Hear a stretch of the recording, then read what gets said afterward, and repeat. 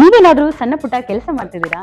ಅದ್ರಲ್ಲಿ ನಿಮ್ಗೆ ಸಂಬಳ ಸಾಕಾಗ್ತಿಲ್ವಾ? ಇನ್ಕಮ್ ಏನು ಬರ್ತಿಲ್ವಾ? ಬರೋ ಸಂಬಳದಲ್ಲಿ ಜೀವನ ನಡ್ಸಕ್ ಆಗ್ತಿಲ್ವಾ? ಸೈಡ್ ಬಿಸ್ನೆಸ್ ಮಾಡಿ ಇನ್ಕಮ್ ಗಳಿಸೋ ಆಸೆ ಇದೆನಾ? ಹಾಗಾದ್ರೆ ಚಿಂತೆ ಬಿಟ್ಬಿಡಿ, ರಿಯಲ್ ಎಸ್ಟೇಟ್ ಬಿಸ್ನೆಸ್ಗೆ ಬನ್ನಿ. ಬಿಡುವಿನ ಸಮಯದಲ್ಲಿ ಇನ್ಕಮ್ ಜೊತೆಗೆ ಲಕ್ಷ ಲಕ್ಷ ಸಂಪಾದನೆ ಮಾಡಿಕೊಳ್ಳಿ. ನಿಮ್ ಜೀವನದಲ್ಲಿ ರಿಯಲ್ ಎಸ್ಟೇಟ್ ಹೊಸ ತಿರುವು ಕೊಡುತ್ತೆ. ರಿಯಲ್ ಎಸ್ಟೇಟ್ ಉದ್ಯಮದಲ್ಲಿ ಹೆಸರುವಾಸಿಯಾದ SR ಡೆವಲಪರ್ ಜೊತೆಗೆ ಕೈ ಜೋಡಿಸಿ. SR ಡೆವಲಪರ್ ಅವರು ಲೇಔಟ್ ನಿರ್ಮಾಣ ಮಾಡಿ ಸೈಟ್ ಸೆಲ್ಲಿಂಗ್ ಅಲ್ಲಿ ನಂಬರ್ 1 ಸರ್ವಿಸ್ ಕೊಡ್ತಾರೆ. ಡಾಕ್ಯುಮೆಂಟ್ ಪರ್ಫೆಕ್ಟ್ ಇರುತ್ತೆ, ನಿಮ್ ದುಡ್ಡಿಗೆ ಗ್ಯಾರಂಟಿ ಇರುತ್ತೆ, ನಿಮ್ ಫ್ಯೂಚರ್ ಸಹ ಚೆನ್ನಾಗಿರುತ್ತೆ. ಇವರ ಲೇಔಟ್ಗಳು ಇರುವ ಸ್ಥಳ ಲಿಂಗಸ್ಕೂರು, ಮಾನ್ವಿ, ಹಟ್ಟಿ, ಕವಿತಾಳ ಹಾಗೂ ಶಹಾಪುರ. ನೀವು ಯಾವ ಲೊಕೇಶನ್ ಆದ್ರೂ ಕೆಲಸ ಮಾಡಬಹುದು. ಒಂದು ಕರೆ ಮಾಡಿ ಅಥವಾ ಕಚೇರಿಗೆ ಭೇಟಿ ನೀಡಿ. ನೀವು ಒಳ್ಳೆ ಉದ್ಯಮದಲ್ಲಿ ಭಾಗಿಯಾಗಿ ನಿಮ್ಮ ಲೈಫ್ ನ ಲೀಡ್ ಮಾಡ್ಕೊಳ್ಳಿ.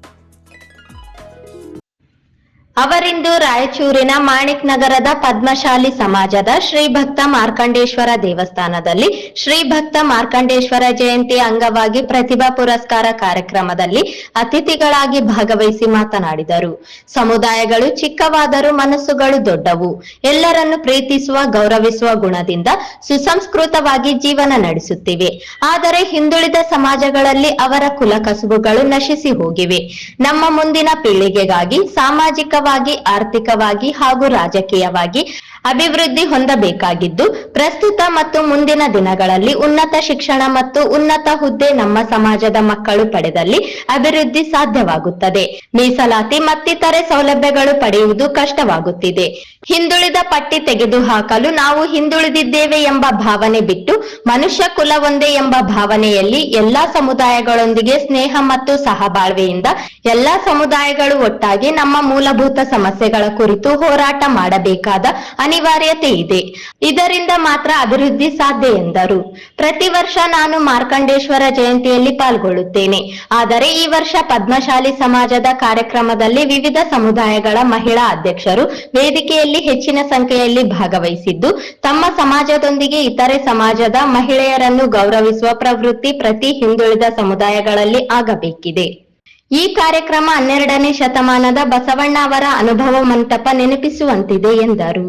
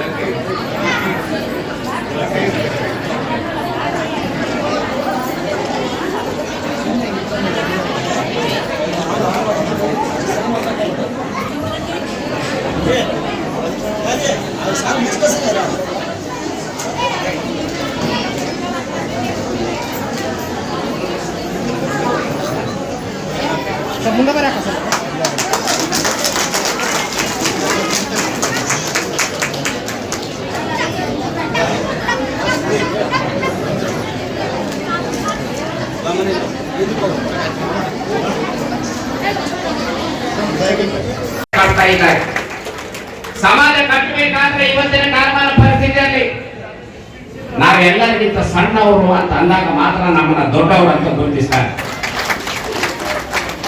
ಶರಣರು ಹೇಳಿದ್ದಾರೆ, ಎನಗಿಂತ ಕಿರಿಯರಿಲ್ಲ, ಶಿವಶರಣರಿಗಿಂತ ಹಿರಿಯರಿಲ್ಲ. ತಂದೆ ನೀನು, ತಾಯಿ ನೀನು, ಬಂಧು ನೀನು, ಬಳಗ ನೀನು, ನೀನಿಲ್ಲದೆ ಮತ್ಯಾರಿಲ್ಲವಯ್ಯ, ಕೂಡಲ ಸಂಗಮ ದೇವಯ್ಯ. ನಿಮ್ಮ ಧರ್ಮ ಹಾಲನ್ನದಿರಿ, ನೀರಲ್ಲನ್ನದಿರಿ ಅಂತ ನಮ್ಮ ಗೋವಿಂದರಾಜಣ್ಣವರು ಮತ್ತು ಅವರ ಜೊತೆಗೆ ಎಷ್ಟು ಜನ ಇವರೆಲ್ಲ ಮುತ್ತುರತ್ನಗಳು. ದುಡ್ಡು ಸಿಗ್ತದೆ, ನಿಮಗೆ ಏನು ಬೇಕು ಮಾರ್ಕೆಟಲ್ಲಿ ಎಲ್ಲ ಸಿಗ್ತದೆ. ಆದರೆ ನಿಮಗೆ ಅಲ್ಲಿ ಪ್ರೀತಿ, ಪ್ರೇಮ ಮತ್ತು ತ್ಯಾಗ ಸಿಗೋದಿಲ್ಲ. ಆ ತ್ಯಾಗ ಮನೋಭಾವನಿದ್ದಾಗ ಇಂಥ ಸಮಾಜ ಸುಸಂಸ್ಕೃತವಾಗಿರುವಂತ ಈ ಸಮಾಜ ಕಟ್ಟಲಿಕ್ಕೆ ಅವರು ತ್ಯಾಗ ಮಾಡ್ತಾ ಇದ್ದಾರೆ. ನಾನು ಗುಣಗಾನ ಮಾಡೋದಿಲ್ಲ, ಇದ್ದ ಸತ್ಯವನ್ನು ಹೇಳ್ತಾ ಇದ್ದೇನೆ.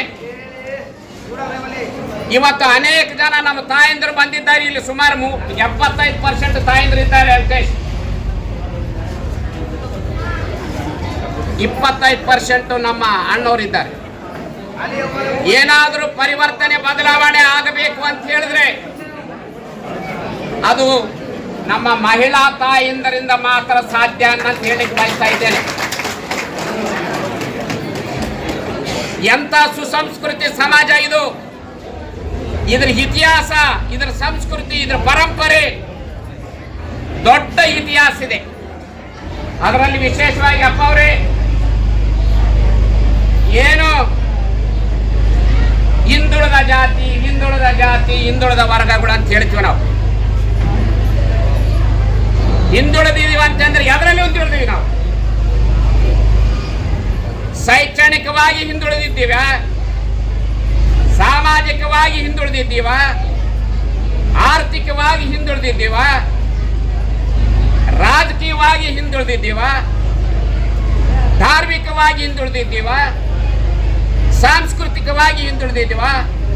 ಎದರಲ್ಲಿ ನಾವು ಹಿಂದುಳಿದಿದ್ದೀವಿ? ನಾವು ಎದರಲ್ಲಿ ಹಿಂದುಳಿದಿಲ್ಲ. ದೊಡ್ಡ ದೊಡ್ಡ ಮುಂದುವರೆದಂತ ಸಮುದಾಯಗಳು, ಶತಮಾನಗಳಿಂದ ದೊಡ್ಡ ಇತಿಹಾಸ ಇದ್ದಂತ ಸಮುದಾಯಗಳು ಇಂಥ ಕಾರ್ಯಕ್ರಮ ಮಾಡೋದಿಲ್ಲ. ಇಷ್ಟು ಜನ ಸೇರಿಸಿ ನಾವು ತಿಳ್ಕೊಳ್ಬೇಕು. ಎಲ್ಲಿ ಹೆಚ್ಚಿನ ಸಂಖ್ಯೆ ದೊಡ್ಡ ದೊಡ್ಡ ಸಮುದಾಯಗಳು ಅಂತ ಹೇಳ್ಕೊಳ್ತಾರಲ್ಲ, ಎಲ್ಲಿ ಹೆಚ್ಚಿನ ಸಂಖ್ಯೆಯಲ್ಲಿ ಇರ್ತದಲ್ಲ ಆ ಸಂಖ್ಯೆಯಲ್ಲಿ ಗುಂಪುಗಾರಿಕೆ ಜಾಸ್ತಿ ಇರ್ತದೆ.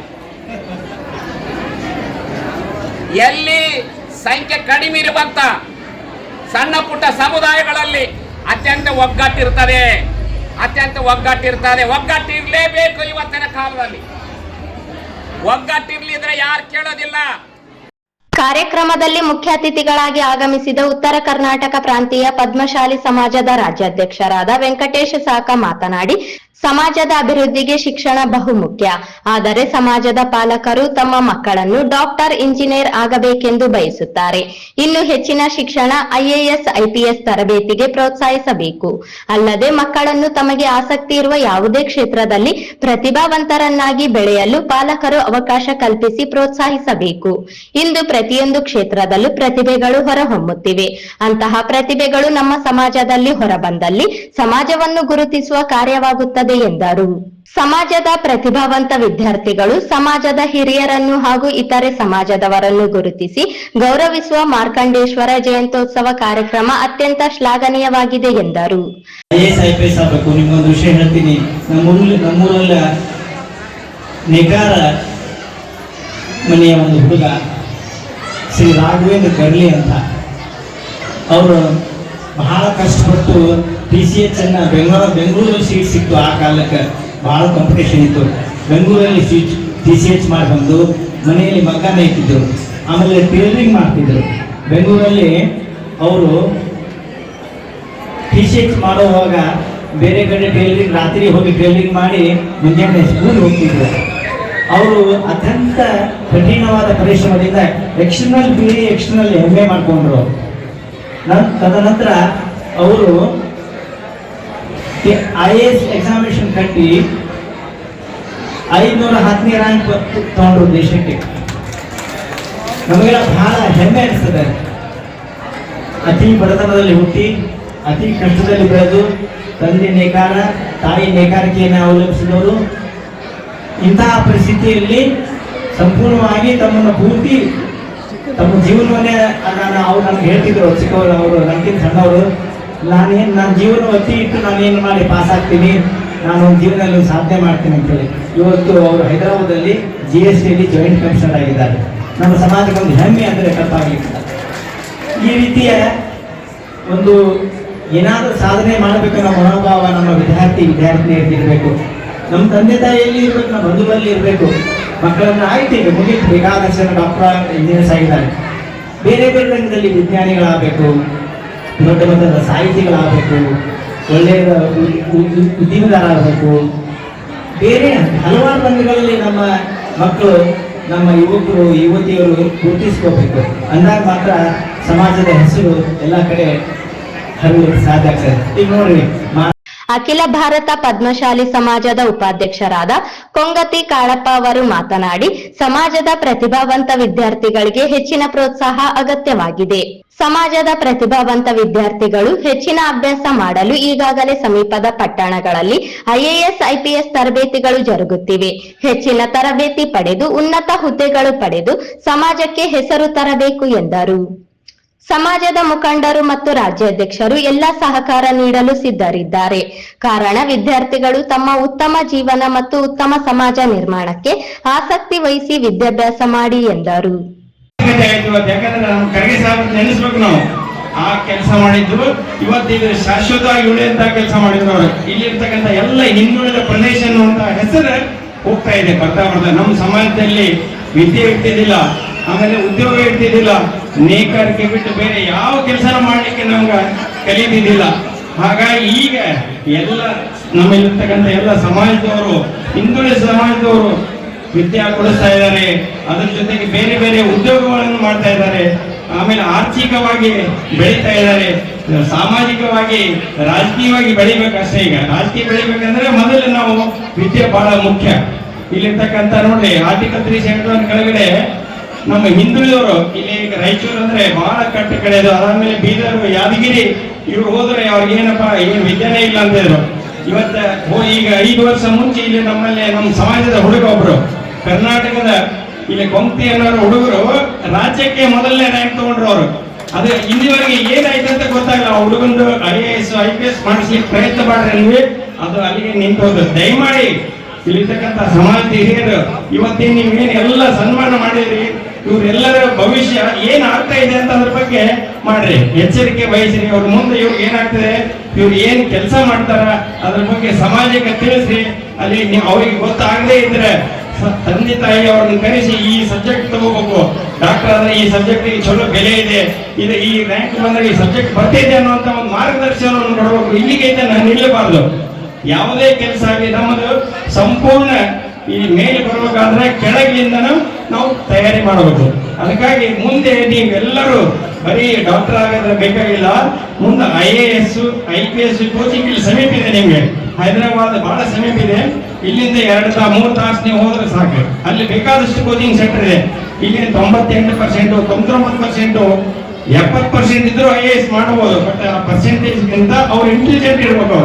ಅವರಿಗೆ ತಂದೆ ತಾಯಿ ಮತ್ತೆ ಇಲ್ಲಿ ಸಮಾಜದಲ್ಲೆಲ್ಲರೂ ಪ್ರೇರಣೆ ಮಾಡಬೇಕು. ಹಾಗಾಗಿ ಮುಂದೆ ಅವರು IAS IPS KS ಮಾಡಲಿಕ್ಕೆ ಪ್ರೇರಣೆ ಮಾಡಬೇಕಂತ ಹೇಳಿ ನಾನು ಇವತ್ತಿನ ದಿವಸ ಮನವಿ ಮಾಡ್ತೇನೆ. ದಯಮಾಡಿ ನನ್ನ 2 ಕರೆದ ಇಲ್ಲಿ ಮಾತಾಡಿಸಲಿಕ್ಕೆ. ಕಾರ್ಯಕ್ರಮದ ದಿವ್ಯ ಸಾನ್ನಿಧ್ಯ ವಹಿಸಿದ್ದ ಶ್ರೀ 1008 ದೇವರ ಸಂಸ್ಥಾನ ಕಿಲ್ಲೆ ಬೃಹನ್ ಮಠದ ಶ್ರೀ ಶಾಂತಮಲ್ಲ ಶಿವಾಚಾರ್ಯ ಮಹಾಸ್ವಾಮಿಗಳು ಆಶೀರ್ವಚನ ನೀಡಿ ಅತ್ಯಂತ ಅಚ್ಚುಕಟ್ಟಾಗಿ 20ನೇ ವಾರ್ಷಿಕ ಮಾರ್ಕಂಡೇಶ್ವರ ಜಯಂತಿಯು ಆಚರಣೆ ಮಾಡುತ್ತಿದ್ದು, ಈಗಾಗಲೇ ದೇವಸ್ಥಾನವು ಅಭಿವೃದ್ಧಿ ಹೊಂದುತ್ತಾ ಬಂದಿದೆ. ಆದರೆ ಪ್ರತಿ ವರ್ಷದ ಜಯಂತಿಯು ಕೇವಲ ಜಯಂತಿಯಾಗದೆ ಮುಂಬರುವ ಯುವ ಪೀಳಿಗೆಗೆ ಆದರ್ಶ ಮತ್ತು ಮಾರ್ಗದರ್ಶನವಾಗುವಂತೆ ಕಳೆದ 24 ವರ್ಷಗಳ ಇತಿಹಾಸವನ್ನು ಮೆಲುಕು ಹಾಕುವಂತೆ ಮುಂಬರುವ ದಿನಗಳಲ್ಲಿ 25ನೇ ವಾರ್ಷಿಕೋತ್ಸವ ಆಚರಣೆಯ ಸಂದರ್ಭದಲ್ಲಿ ಕನಿಷ್ಠ 50 ಪುಟಗಳ ಸ್ಮರಣ ಸಂಚಿಕೆ ಹಾಗೂ ದೇವಸ್ಥಾನಕ್ಕೆ ಕಟ್ಟಿಗೆಯ ರಥ ಸಿದ್ಧಪಡಿಸುವಂತೆ ಸಲಹೆ ನೀಡಿದರು. ಈ ಸತ್ಕಾರ್ಯಕ್ಕೆ ಮೊದಲ ಕಾಣಿಕೆಯಾಗಿ ತಾವೇ ಖುದ್ದಾಗಿ ದೇಣಿಗೆ ನೀಡುವುದಾಗಿ ಘೋಷಣೆ ಮಾಡಿದರು. ಕೇಳಿದ್ರೆ ಮೌನ ಆಗಿಬಿಡೋದು. ಎಲ್ಲಿವರೆಗೆ ಮಾತಾಡ್ತೇವೆ,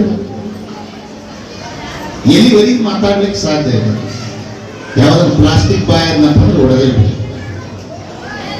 ಮಾತು ಮಾತು ಮಾತು ಎಲ್ಲಿವರೆಗೆ ಮಾತು ನಿಂತದಾಗ ಮೌನಕ್ಕೆ ಲಕ್ಷಾರ್ಥಗಳನ್ನ ನಾವು ಇತಿಹಾಸದಲ್ಲಿ ಕಂಡಿರುವಂತ ಉದಾಹರಣೆಗಳನ್ನ ಕಾಣ್ತಾ ಇದ್ದೇವೆ.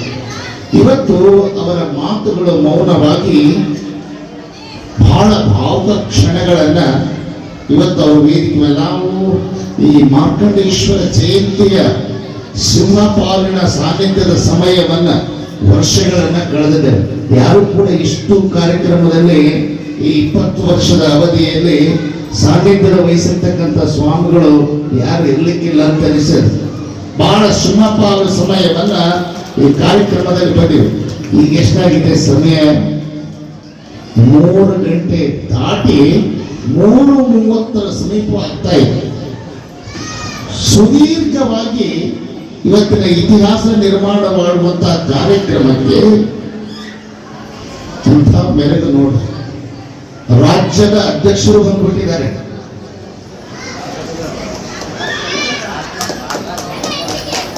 ರಾಷ್ಟ್ರದವರು ಕೂಡ ಬಂದಿದ್ದಾರೆ, ರಾಜ್ಯದವರು ಕೂಡ ಬಂದಿದ್ದಾರೆ, ರಾಷ್ಟ್ರದವರು ಬಂದಿದ್ದಾರೆ. ರಾಷ್ಟ್ರ ರಾಜ್ಯ ಏನ್ ಮಾಡ್ಲಿಕ್ಕೆ ಬಂದಿದ್ದಾರೆ ಇಲ್ಲಿ ಅಂತ ತಿಳ್ಕೊಂಡು ಕೇಳಿದ್ರೆ, ಜಿಲ್ಲೆಯಲ್ಲಿರ್ತಕ್ಕಂಥ ಪದ್ಮಶಾಲಿ ಸಮಾಜವನ್ನ ಗಟ್ಟಿಮುಟ್ಟಾಗಿ ಕಟ್ಟಬೇಕಂತ ಬಂದಿದ್ದಾರೆ. ಇದಕ್ಕೆ ಸಾಕ್ಷಿ ಆಮೇಲೆ 19 ವರ್ಷಗಳಿಂದ ಇಷ್ಟು ಸುದೀರ್ಘವಾಗಿ ನಮ್ಮ ತಾಯಂದ್ರ ಬಳಗವನ್ನ ಈ ವೇದಿಕೆ ಮೇಲೆ ನೋಡಿಲ್ಲ. ಇವತ್ತು ಕೂಡ ತಾಯಂದಿರು ಒಬ್ಬರಲ್ಲ ಇಬ್ಬರಲ್ಲ 6 ಜನ ತಾಯಂದಿರು ಕೂಡ ಬಂದು ಈ ಪದ್ಮಶಾಲಿ ಸಮಾಜದಲ್ಲಿ ಈ ಎಲ್ಲ ಕಾರ್ಯಕ್ರಮ ಏನಿದೆ ಅಂತ ತಿಳ್ಕೊಂಡು ಕೇಳಿದೆ, ಸುವರ್ಣ ಅಕ್ಷರಗಳಿಂದ ಬರೆದಿಡುವುದಷ್ಟೇ ಅಲ್ಲ, ಎಲ್ಲರಿಗೂ ಕೂಡ ಒಂದೊಂದು ಹಂಡೆ ಹಾಲು ಕೊಡದಷ್ಟು ಸಂತೋಷವಾಗ್ತಾ ಇದೆ. ನಮ್ಮ ಶಾಂತಪ್ಪ ಅವರು ಹರಿತವಾಗಿರ್ತಕ್ಕಂಥ ಭಾಷಣ, ನುರಿತವಾಗಿರ್ತಕ್ಕಂಥ ವಿಚಾರಗಳು, ಅದ್ಭುತವಾಗಿರ್ತಕ್ಕಂತಹ ವಾಗ್ವೈಖರಿಯನ್ನ ಬಹಳ ಸಾರಿ ನೋಡಿದ್ದೇವೆ. ಹಿಂದುಳಿದವರ ಸಮಾಜದ ಮೇಲೆ ಅವ್ರದ್ದೇನು ಹಿಡಿತ ಇದೆ ಅಲ್ಲ, ನೊಂದವರು, ಬೆಂದವರು, ಬಸವಳಿದವರು ಪೂರ ಹಿಂದಿರ್ತಕ್ಕಂಥ ಸಮಾಜವನ್ನ ಮೇಲೆತ್ತಬೇಕನ್ನುವಂತ ವಿಚಾರದ ಮೇಲೆ ಇವತ್ತು ಸುದೀರ್ಘವಾಗಿ ಇನ್ನೊಂದು 15 ನಿಮಿಷ ಕೊಡಬೇಕಾಗಿತ್ತೇನೋ ಅನ್ನಿಸ್ತಾ ಇತ್ತು ನನಗೆ ಮಾತುಗಳನ್ನು ಆಡ್ಲಿಕ್ಕೆ. ಸುದೀರ್ಘವಾಗಿ 30 ರಿಂದ 35 ನಿಮಿಷಗಳ ಪರ್ಯಂತರವಾಗಿ ಬಗ್ಗೆ ಬಹಳ ಅಭಿಮಾನ ಪೂರ್ವಕವಾಗಿ ಅವರು ವಿಚಾರಗಳನ್ನು ಹಂಚಿಕೊಂಡವರು. ಬಹಳ ಇಷ್ಟು ಸುಂದರವಾಗಿ ಬೇರೆ ಸಮಾಜದ ರಾಜಕೀಯವಾಗಿ ಮಾತನಾಡುವವರು ಬೇರೆ, ಧಾರ್ಮಿಕವಾಗಿ ನಮ್ಮನ್ನ ಗಟ್ಟಿಗೊಳಿಸುವಂತ ವಿಚಾರ ಹಂಚಿಕೊಳ್ಳುವವರು ಬಹಳ ವಿರಳ. ಅದರಲ್ಲಿ ನಮ್ಮ ಕೆ ಶಾಂತಪ್ಪನವರು ಅದ್ಭುತವಾಗಿರ್ತಕ್ಕಂತಹ ವಿಚಾರಗಳನ್ನ ನಿಮ್ಮ ಕರ್ಣಕ್ಕೆ ಹಂಚಿಕೊಂಡ್ರು.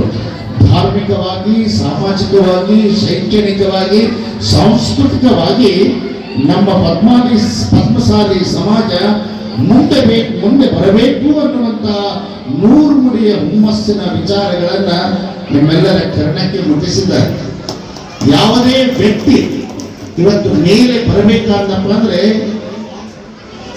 ಅದು ಮನುಷ್ಯನ ಪ್ರಯತ್ನ ಎಷ್ಟೇ ಮಾಡಿದಾದರೂ ಕೂಡ ಮೇಲೆ ಬರ್ಲಿಕ್ಕಾಗೋದಿಲ್ಲ. ಯಾಕಾಗೋದಿಲ್ಲ ಅಂತ ತಿಳ್ಕೊಂಡು ಕೇಳಿದ್ರೆ, ಈ ವ್ಯಕ್ತಿ ಮೇಲೆ ಬರಬೇಕಂತಂದ್ರೆ ಈ ವ್ಯಕ್ತಿಯನ್ನ ಸೃಷ್ಟಿ ಮಾಡಿರ್ತಕ್ಕಂಥ ಭಗವಂತನ ಮೇಲೆ ನಾವು ರಮ್ಯವಾಗಿರ್ತಕ್ಕಂಥ ವಿಶ್ವಾಸವನ್ನ ಇಡಬೇಕಾಗ್ತಾ ಇದೆ. ಪ್ರತಿಯೊಬ್ಬರು ಇಡಬೇಕು.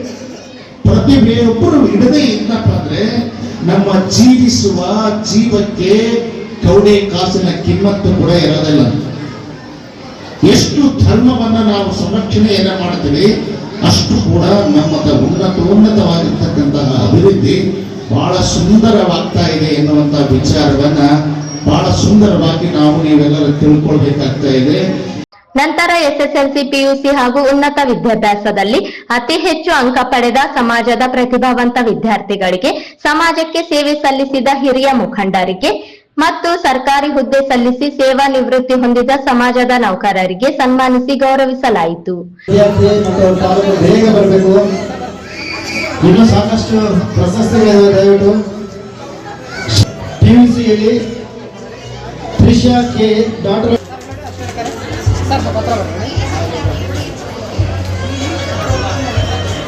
ಎಂಟಿ ಕಾಳಪ್ಪ ಅವರು ವಿತರಣೆ ಮಾಡಬೇಕು. ಮುಂದಿನ Shri Raghavi K Narasimha, Nikhil Kumar M Srinivas, mother R K Madhushri, doctor Rajkumar ಕೆಂಚೆ ವೇದಿಕೆ ಆಗಬೇಕು. ರಾಜ್ಕುಮಾರ್ ಕೆಂಚೆ ಅವರು ಕೆ ಮಧುಶ್ರೀ ಪಡಿಸಿದರೆ ಇವರಿಗೆ ಕಾಳಪ್ಪ ಸರ್ ಅವರು ಸನ್ಮಾನ ಮಾಡಬೇಕಾಗಿ ಕಾಳಪ್ಪ ಸಮುದಾಯದ ಒಕ್ಕೂಟಗಳ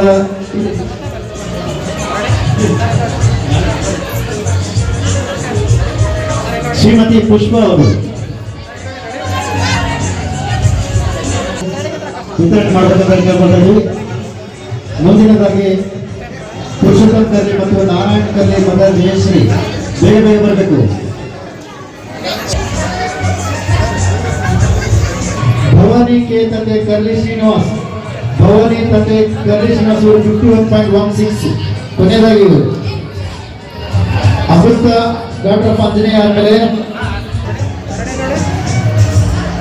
ಇವರಿಗೆ ಕಾಂಚನ ಪಾರ್ವತಮ್ಮ ಮತ್ತು ಪುಷ್ಪ ಮೇಡಮ್ ಪದವಿ ವಿದ್ಯಾರ್ಥಿಗಳು ಪದವಿ ಮತ್ತು ಉನ್ನತ ವ್ಯಾಸಂಗ ಮಾಡ್ತಿರುವಂತ ನಮ್ಮ ಸಮಾಜ ಪುರಸ್ಕಾರ. ಅವರು ಅನಸ್ತೇಸಿಯಾ ವಿಷಯದಲ್ಲಿ MBBS ಅನ್ನ ಪೂರ್ಣಗೊಳಿಸಿದ್ದಾರೆ. ನಂತರ ಎರಡನೇದಾಗಿ ಡಾಕ್ಟರ್ ರಜನಿ ಪಿ ವಿದ್ಯಾರ್ಥಿ ಡಾಕ್ಟರ್ ರಜನಿ ಪಿ.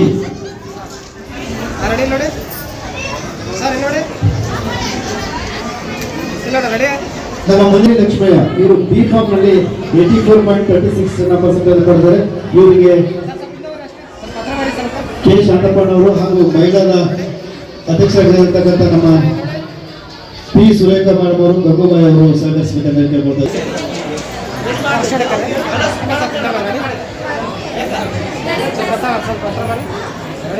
ನಂತರ ಶ್ವೇತನ ಡಾಕ್ಟರ್ ಆಫ್ ಮತ್ತು Lakshmi doctor of madam Ramaswamy. Venu R ಕೆಂಚೆ Lakshmi doctor of madam Ramaswamy ಇವರಿಗೆ ಬೇಗ ಬರಬೇಕು. ವೇಣು ಆರ್ ಕೆಂಚೆ ಪಡೆದಿರ್ತಕ್ಕ ವಿದ್ಯಾರ್ಥಿ. ಕೆ ಗಣೇಶ್ ಸಣ್ಣ MSc ಯಲ್ಲಿ 72.83.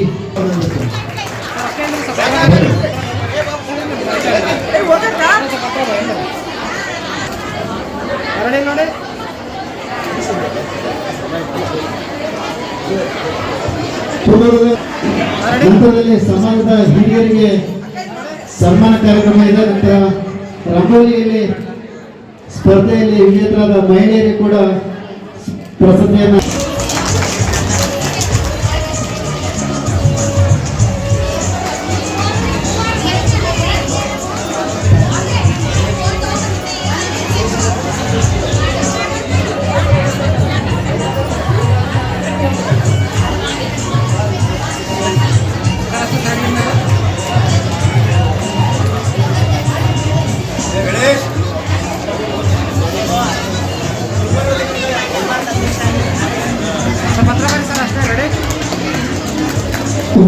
ಖಂಡಿತ ಬುದ್ಧಿ ಈಗಲೇ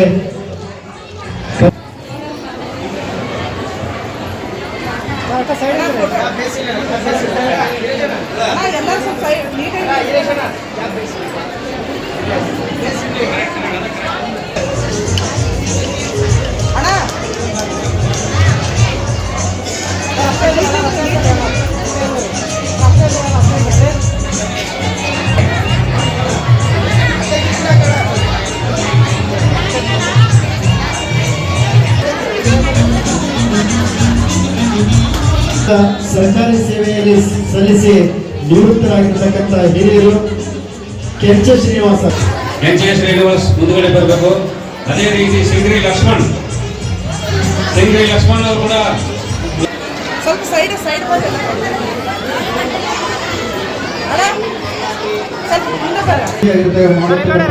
ನಮ್ಮ ಜಿಲ್ಲಾಧ್ಯಕ್ಷರಾದ ಶ್ರೀ ತೆಲುಗಾಡು ಅವರಿಗೆ ಜಿಲ್ಲಾ ನೇಕಾರ ಸಮುದಾಯ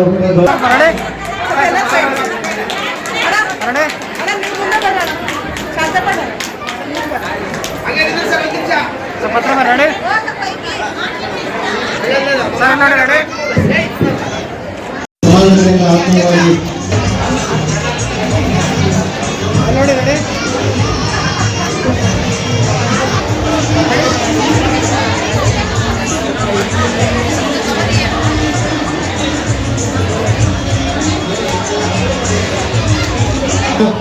ಪೂರ್ವ ತಿಮ್ಮಪ್ಪ ರಾಯಚೂರು, ಕಾಂಚನ ವೆಂಕಟೇಶ್, ಕೊಬ್ಬತಿ ಈರಣ್ಣ, ಸಿರಿವೇಲಿ ಶ್ರೀಧರ್. ದಯವಿಟ್ಟು ಇವರು ಸಮಾಜದ ಹಿರಿಯರು ಬೇಗ ಬರಬೇಕು. ವಾಸ ಶ್ರೀನಿವಾಸಿ ಪದ್ದಮ್ಮ, ಸಿದ್ಧ ಆಂಜನಮ್ಮ, ಚಿನ್ನಿ ನಾಗಮ್ಮ, ಭೀಮನಪಲ್ಲಿ ಲಕ್ಷ್ಮೀದೇವಿ, ಮೇಡಮ್ ಬ್ರಹ್ಮಣಮ್ಮ ಇವರು ಬೇಗ ಬರಬೇಕು.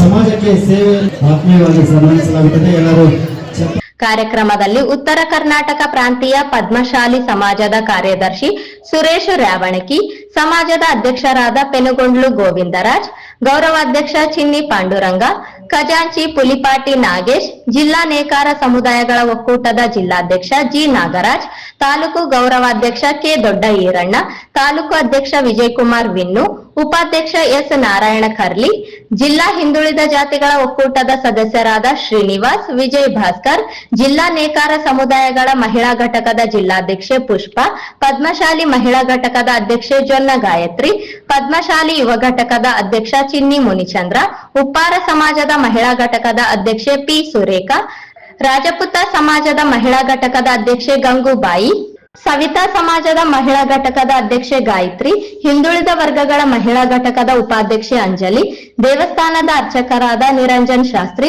ಜಯಂತ್ಯೋತ್ಸವ ಅರ್ಚಕರಾದ ನಾಗರಾಜ ಸ್ವಾಮಿಗಳು ಸೇರಿದಂತೆ ಸಮಾಜದ ಮುಖಂಡರು, ಮಹಿಳೆಯರು ಹೆಚ್ಚಿನ ಸಂಖ್ಯೆಯಲ್ಲಿ ಉಪಸ್ಥಿತರಿದ್ದರು. ಕಾರ್ಯಕ್ರಮದಲ್ಲಿ ಶ್ಯಾಮಲ, ಸುವರ್ಣ, ವಿನಯ್ ಕುಮಾರ್ ಪ್ರಾರ್ಥಿಸಿದರು. ಸಮಾಜದ ಉಪಾಧ್ಯಕ್ಷ ಹೊನ್ನಲ ವೆಂಕಟೇಶ್ ಸ್ವಾಗತಿಸಿ ಪ್ರಾಸ್ತಾವಿಕವಾಗಿ ಮಾತನಾಡಿದರು. ಈರಣ್ಣ ಕರ್ಲಿ ನಿರೂಪಿಸಿದರು.